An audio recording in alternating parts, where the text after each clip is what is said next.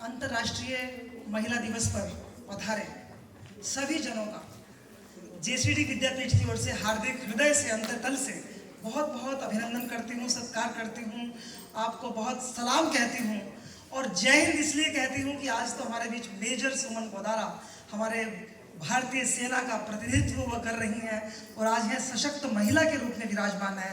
मैं बहुत बहुत आपका अभिनंदन करती हूँ। आप हैं तो हम हैं, वरना कुछ भी नहीं है।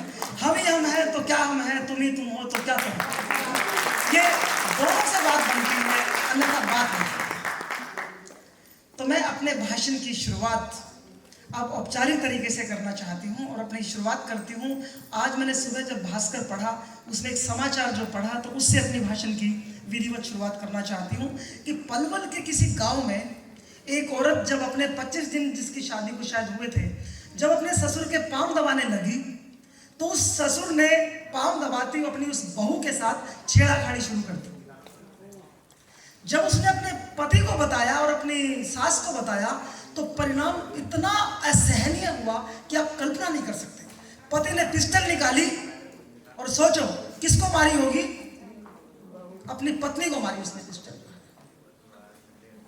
बस यही मेरा इतिहास है, यही मेरा वर्तमान है। चाहे हजारों साल पहले एक ऋषि, एक इंद्र देवता जिसको हम कहते हैं, स्वर्ग लोक से आए और अहिल्या के साथ कुकर्म करके गए, तो भी इस समाज ने, इस धर्म ने, इन शास्त्रों ने, हमारी परंपराओं ने, हमारी नीतियों ने, हमारी रीतियों ने अहिल्या को अभिशाप दे दिया पत्थर बनने का, लेकिन उसका इंद्र का बाल बांका नहीं किया। आज भी यही हो रहा है। जिस वक्त विश्वामित्र की तपस्या भंग की उर्वशी ने, विश्वामित्र तो आज भी ज्यों के त्यों पूजनीय है। कोई पूछने वाला हो कि क्यों विश्वामित्र को पूजा करे, क्यों सम्मान से उनका नाम ले, मेरा मन तो थूक से भर आता है। तो ये परंपरा हमारी रही है और आज भी उसमें इंच भी परिवर्तन नहीं हुआ। उदाहरण बहुत है मेरे पास, थोड़ा सा आगे चलिए आप। जो है समय के आंकड़े मेरे गलत हो सकते हैं, लेकिन बात सत्य मिलेगी आपको। जो है जिस वक्त द्रौपदी को जुए में दांव पे लगाया युधिष्ठिर ने, उस युधिष्ठिर के सामने हमें शर्म नहीं आती। हम बार बार अनेक बार हम धर्मराज बोलते हैं, ये हमारा धर्मराज है। हम इतना सा काम नहीं कर सके कि ऐसे कुचरित्रों के सामने से ऐसे शब्दों को हटा सके जो हमारे ऊपर कटाक्ष करते हैं, जो हमें अंगूठा दिखाते हैं। और थोड़ा आगे बढ़ो, द्रौपदी का चीरहरण हो रहा है और भीष्म वहीं बैठे हैं और भीष्म को ये समाज पिता नहीं कहता, पिता का पिता पितामह कहता है, दादा कहता है। आपका दादा होगा ऐसा, मेरा नहीं हो सकता। मैं कभी भीष्म को पितामह कहने को तैयार नहीं हूं। अगर उसने उस वक्त की कोई कसम भी ले रखी थी कि मैं नहीं बोलूंगा उस सभा के अंदर बैठ करके, तो भी अगर आपकी बहू का, आपकी पुत्र वधू का चीरहरण हो रहा है, जिसे आम भाषा में तो शालीन भाषा ना चीरहरण, तो वो बलात्कार था। वो बलात्कार सरेआम हो रहा है, दरबार में हो रहा है, बड़े बुजुर्गों, गुरुओं, ऋषि मुनियों के बीच में हो रहा है। और भीष्म कह रहे हैं कि मैं कुछ नहीं बोलूंगा। उन्हें तो मुट्ठी तान के वहीं तहलका मचा देना चाहिए था। लेकिन वो पितामह कैसे पितामह है? ऐसे सोए हुए लोग आज भी हैं। इसीलिए जो गोली बनती है, जो लठियां चलती है, जो मार कुटाई गद्दम चक्का है, वो उन पुरुषों के प्रति नहीं है जो कुकर्म कर रहे हैं, उस महिला के प्रति है जो बेचारी दोषारोपित है, जो वेदना को, पीड़ा को अपने ऊपर झेल रही है, सहन कर रही है। ये एक छोटी सी मिसाल मैंने सोची थी कि आज मैं अपनी बात की शुरुआत यहीं से करती हूँ। और दूसरी बात मैं कहना चाहती हूँ, घरेलू हिंसा की बात करना चाहती हूँ। हिंदुस्तान में 5% घरों को अगर छोड़ दिया जाए, 95% घरों की मेरी गारंटी है जहाँ पर महिलाओं को शोषित नहीं किया जाता, चाहे शब्दों के तानों से, चाहे उन्हें बार बार चुप करवा के, चाहे उनके गालों पे थप्पड़ जड़ के, और चाहे अपनी जो भी बलवती इच्छाएं हैं उनके ऊपर थोप करके। तो ये घरेलू हिंसा कब बंद होगी? लेकिन महिलाओं की तो कमाल है, वो पूजनीय है।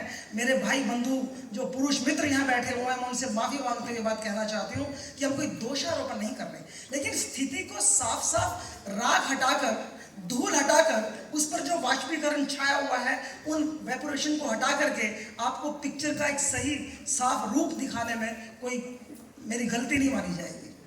लेकिन महिलाओं की कमाल है, महिलाएं फिर बार बार सूली पर चढ़ती हैं, फिर उतरती हैं, अपने पांवों के नीचे से गई हुई जमीन को फिर तलाश लेती हैं। बार बार वो कुटती हैं, पिटती हैं, लुटती हैं, अपने ही पति से गाली गलौज सुनती हैं, लेकिन फिर हवाओं की तरह गुनगुनाती हैं, फिर लहरों की तरह मचलती हैं, बसंत के फूलों की तरह खिलती हैं। इन महिलाओं का कोई क्या मुकाबला करेगा? ये जो घरेलू महिलाएं हैं, घरेलू महिलाओं को, अब घरेलू को पूछो किसी से आप क्या करती हो, तो गर्दन नीची सी करके कहती है मैं तो कुछ नहीं करती। किसी भी महिला ने गलती करनी नहीं है, मैं कुछ नहीं करती। महिलाएं हाउस मैनेजर हैं, हाउस की संचालिकाएं हैं।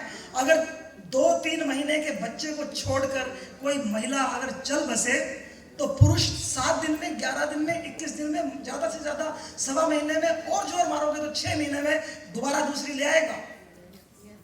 वो घर चला नहीं सकता, बच्चे को पाल नहीं सकता, लेकिन पत्नी यानी कि औरत यानी कि महिला अकेले भी बच्चों को पाल सकती है। उसके बावजूद हमने पति को क्या कहा, हमारे शास्त्रों में क्या लिखा गया है? तो मैं ये कहना चाहती हूँ कि हमारे शास्त्रों में, हमारी परंपराओं में मुझे भी ये पाठ पढ़ाया गया कि पति परमेश्वर होता है। मुझे पति को परमेश्वर कहने में कोई एतराज नहीं है, और मैं तो ये भी कबूल करने को तैयार हूँ कि बहुत एरियाज में मेरे पति बिल्कुल परमेश्वरवत हैं। लेकिन जो परमेश्वर अपने पति पे आकर के गाली गलौज करके लट्ठम लट्ठा करता है, वो परमेश्वर हो सकता है क्या? हमारी जबान का थूक सूख जाएगा, हमें उत्तर नहीं मिलेंगे। ये हमारा परमेश्वर है। और परमेश्वर, बच्चा अगर माँ खाना खा रही है और बच्चा सुसु पोटी कर रहा है, तो परमेश्वर तो उसको धोने के लिए नहीं आएगा। भगवान ऐसा काम करता जरा अच्छा नहीं लगता है ना। वो औरत को ही खाना छोड़ना पड़ेगा, थाली से उठना पड़ेगा और अपने बच्चे को उसको धोना पड़ेगा। नारी तो केवल देवी कहा गया उसको। यत्र नार्यस्तु पूज्यन्ते रमन्ते तत्र देवता। ये कहावत केवल कहावत है, केवल श्लोक का एक फ्रेज है, इसके अलावा कुछ भी नहीं है। कहाँ नारियों की पूजा हो रही है? कोई जगह तो मुझे बताई तो जाए। घर में, गली में, मोहल्ले में, चौक में, संसद में, गलियारों में, छत पे, खेतों में, खलिहानों में, दुकानों में, किसी भी उम्र में कहाँ उसका शोषण नहीं हो रहा है? कहाँ उसको नोचा नहीं जा रहा है? कहाँ उसके साथ बदतमीजी नहीं हो रही है? तो मैं ये कहना चाहती हूँ कि महिला दिवस के ऊपर हमें अपने घरों से ही शुरुआत करनी होगी, अपनी संतानों से, क्योंकि जिनका पालन लालन हो चुका उनको हम बदल नहीं सकते। उनका सोशलाइजेशन उसी तरीके से हुआ है। लेकिन मुझे अपने बेटे का, अपने पोते का पालन ऐसे करना चाहिए कि स्त्री पुरुष बराबर हैं और उनको बराबर की जिम्मेदारियां मिलनी चाहिए। नैतिकता के प्रश्न दोनों के लिए हैं, केवल औरत के लिए हैं, ऐसा नहीं होना चाहिए। अगर लड़का गलत काम करके आता है तो बाप को उसकी भी हड्डी पसली एक करनी चाहिए। लेकिन लड़की अगर कोई गलत काम करके आती है तो किस तरह से बाप जो है उसे किनारा करता है और उसके साथ में जीने की शर्तें, तरह तरह की चीजें निर्धारित कर देता है, ये हमें सोचनी चाहिए। एक बदलाव आया है जो बहुत गजब का बदलाव है, वो है कि रिजेक्शन के ऊपर जो है। अब तक ये था कि छोटा कद है, काला रंग है, नौकरी नहीं है, चश्मा लगा हुआ है, या बाल कटे हुए हैं, या भाई नहीं है, या पिता नहीं है, या संपन्न नहीं है, तो ऐसी लड़कियों की, बेचारियों की शादी होने में दिक्कत आया करती थी और लड़के रिजेक्ट कर दिया करते थे उनको। अब जब लड़कियां पढ़ गई हैं, वे पायलट बन गई, मेजर बन गई, कैप्टन बन गई, वो जो है रेलवे स्टेशन पर जाकर के इंजन पे ड्राइवर बनी हुई है, कार चलाती है, मोटरसाइकिल चलाती है, डॉक्टर, इंजीनियर, सब तरह की नौकरियां वो कर रही हैं। अब समय बदल गया है। अब वो ऐसे करके बैठती है, तू बता तूने क्या पढ़ाई कर रखी है? अब लड़कियां रिजेक्ट करती हैं। जिन लड़कियों पे, जिन माताओं पे, जिन बहनों पे, जिन औरतों पे, जिन नारियों पे ये तो निपुति है, इसने पुत्र को जन्म नहीं दिया, निपुति। गाली देखो कैसी कैसी हमारी जो है, ये तो उल्टा है, ये तो कुलचना है, ये तो बेकार है। अब औरतों ने, लड़कियों ने कमर कस ली है और फिसड्डी, बिगड़ैल रईसों के जो बच्चे हैं उनको रिजेक्ट करना उसने शुरू कर दिया। रिजेक्शन पेस जिनके साथ साथ चलते हैं वही लोग आगे चलते हैं। अब एक मुहावरा था हमारे यहाँ, पूत के पांव पालने में। सबको पता है कि पूत के पांव कहाँ जा रहे हैं। पूत के पांव जा रहे हैं नशे की दुकान की तरफ या ठेके की तरफ। पुरुष के समझने की घड़ी है ये। लेकिन ये मुहावरा ही नहीं बना कि बेटियों के पांव पालने में, कि उनके पांव भी तो देखें कि बड़ी होके वो मेजर बनेगी, कि वो कर्नल बनेगी, बड़ी होके वो डॉक्टर बनेगी, प्रोफेसर बनेगी, इंजीनियर बनेगी। वो देखना ही नहीं, परंपरा नहीं रही, कोई शब्द ही नहीं था ये जो है। तो अब जो है समाज को बेटियों के पांवों को पालने में देखना पड़ेगा, निहारना होगा कि बेटियों की क्षमता कितनी अद्भुत है। अब तक उनको दबाया ही गया था और जैसे ही हाथ हटा उन्होंने अपने कैलिबर को, अपने दमखम को, अपनी क्षमताओं को ऐसे प्रदर्शित कर दिया है कि चारों तरफ उन्हीं का नजारा। और यूनिवर्सिटी की मेरिट, कॉलेज की मेरिट, बोर्ड की मेरिट, कोई भी मेरिट आप देखो, हर जगह महिलाएं अपना परचम लगाती है, आपको दिखाई दे जाएंगी। ये एक बहुत बड़ा परिवर्तन हमारे सामने हमें दिखाई दे रहा है। सुना है कभी एक व्यक्ति फौज हो सकता है? यही फौज मेरे भीतर तुम्हें ललकारती है, सैकड़ों शेष नागों की तरह फुफकारती है। मैं अपने हाथों से अपना दौर लाऊंगी, शिखर पर चढ़कर अपना परचम लहराऊंगी, सारे जहान को अपने तेवर दिखाऊंगी और समय के सीने पर अपने हस्ताक्षरों से औरत की हैसियत का महाकाव्य रच जाऊंगी। मैं एक धड़कता सुलगता अंगारा हूं, मैं एक धड़कता सुलगता अंगारा हूं जो मशाल बनने को आतुर है। ख्वाहिशों की लीर लीर जोड़कर ध्वज बनाया हुआ मेरा व्यक्तित्व है जो शिखर पर फहराने को व्याकुल है। क्या बताऊं, समय ने मेरे जूते में कुछ कंकर छुपा दिए। क्या बताऊं, समय ने मेरे जूते में कुछ कंकर छुपा दिए। पांव तो घायल हुए पर दर्द ने हौसले बढ़ा दिए। कंकरों की चुभन में मैं नाची मगन होकर, कंकरों की चुभन में मैं नाची मगन होकर यूं ढाल दिया समय तुमने मुझे कि मेरे भीतर इस बात की एक चादर बन गई और फौलादी मुट्ठियां तुम्हारे विरुद्ध बार बार तन गई, बार बार तन गई। तो ये मेरी कविता, जो हर महिला की कविता है, हर स्त्री की कविता है। हमें किसी के सामने झुकना नहीं है, गिड़गिड़ाना नहीं है। मुझे तो अगर अपनी किसी संपदा पर अभिमान है तो ये है कि मेरे घुटने सही सलामत है। मैंने किसी के सामने बैठ करके अपने घुटनों को झुकाया नहीं।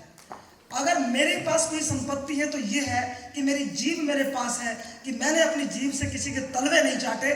चाहे मेरा नष्ट हुआ हो कुछ, चाहे भ्रष्ट हुआ हो, मैंने तलवे नहीं चाटे और किसी के सामने बैठ करके घुटनों को झुकने के लिए बाध्य नहीं। और आज इस मंच से जाने से पहले एक बात अपनी बहनों बेटियों को भी कहना चाहती हूँ। तो कयामत की चाल चलते हैं, अपनी ही बहनों को, अपनी ही बहुओं को हम भिड़ाते रहते हैं, अपने नंदों से, अपनी भाभियों से तिया पाचा करते रहते हैं। उनको सपोर्ट दो, उनकी रीढ़ की हड्डी बनो, उनके साथ खड़े होकर के कदम से कदम मिलाओ, उनके ऊपर रोक टोक के जो है वो तंज मत कसो। क्योंकि अगर हम ही उनको गिराने में लग जाएंगे तो हम फिर सपोर्ट किससे मांगेंगे? हमें हर वुमेन के लिए, हर अपनी महिला रिश्तेदार के लिए, हर अपनी बहन भाभी जो भी महिला घर में है उसके लिए उसकी ताकत बनना है, तभी बात बनेगी। और चाहे कुछ भी मिले हमें, बड़ी से बड़ी उपलब्धि, हमें किसी पत्रिका के पहले पन्ने का नगन पोस्टर नहीं बनना है। पैसे आएंगे ना सिर्फ। अगर हम ऐसे काम करेंगे कि नगनता दिखा करके हम ख्याति अर्जित कर रहे हैं, पैसे अर्जित कर रहे हैं, तो कभी भूलना मत, बात कर दिए तो उस कोठे वाली में उसमें कोई फर्क नजर आपको ज्यादा आएगा नहीं। अपने शरीर को आगे करके, अपने जिस्म की बदौलत, अपने रूप लावण्य को दिखाकर, उससे लुभाकर अगर कुछ भी मिलता हो तो ये थूक भगवान ने दिया है चुप पिच करने के लिए, थूक देना। लेकिन ये जिस्म को आगे करके कुछ भी मिलता है तो मैं अपनी तमाम बहनों से, जो भी दुनिया में जहाँ पे भी मेरी बात को कल सुनेगा, मैं ये कहती हूँ कि हमें उस पुरुष की ख्वाहिश की औरत नहीं बनना है, हमें बाजार की औरत नहीं बनना है, हमें अनैतिकता अभद्रता की दौलत औरत नहीं बनना है। हमें अपने मानवीय मूल्य जो हैं, हमें जो हमारी पारिवारिक परंपराएं हैं, जो सिद्धांत हैं, हम पूजा तो करते हैं सरस्वती की, और अपना फोटो नगन दिखा के हम क्या करते हैं? तो इन सब बातों का आप ख्याल रखेंगे तभी हम सशक्त बन पाएंगे। और सशक्त बनने का ही ये महिला दिवस है। हम बहुत बने हैं, बहुत बदलाव आया है। आज हमारे लिए नाचने का दिन है, गाने का दिन है, क्योंकि आज से 50 साल पहले की परंपराएं हमारे लिए अंधेरा था, घूंघट था, पर्दा था, चार दीवारी थी, चूल्हा था, फूंकनी थी, चकला था, बेलन था। अब हम सारे काम करते हैं, नौकरियां तक करते हैं, परिवार भी पालते हैं और बाहर भी काम करते हैं। और आखिरी बात कि आज ये फंक्शन क्यों किया गया 6 तारीख को? बहुत सारी महिलाओं को जब फोन किए तो कहने लगे कि वर्किंग डे पे तो नहीं आ पाएंगे, क्योंकि वहां तो छुट्टी बॉस ने देनी है, देगा कि नहीं देगा मालूम नहीं है। लेकिन संडे के दिन हम आ जाएंगे, क्योंकि हमें नाश्ता बनाना, हम जल्दी बना के आ जाएंगे, लंच हम बना करके, छुट्टी उसकी आज भी नहीं है, आज भी वो ब्रेकफास्ट बना के आई है, लंच भी रख करके आई है और खिलाएगी जा करके। लेकिन बॉस से छुट्टी लेना बहुत मुश्किल था उसके लिए, इसलिए हमने ये संडे को फंक्शन किया है। एक बार फिर से JCD विद्यापीठ अपने तमाम खिले हुए फूलों से लाखों लाख फूल हमारे विद्यापीठ में लगे हुए हैं। एक एक फूल हम तोड़ते नहीं है, आपको अर्पित करते हैं, समर्पित करते हैं आपकी बेड़ी में, आपके जूड़े में, भगवान सरस्वती के समक्ष, तमाम देवी देवताओं के समक्ष, अपने भाइयों के समक्ष, अपने परिजनों के समक्ष सबका पुनः पुनः अभिनंदन है।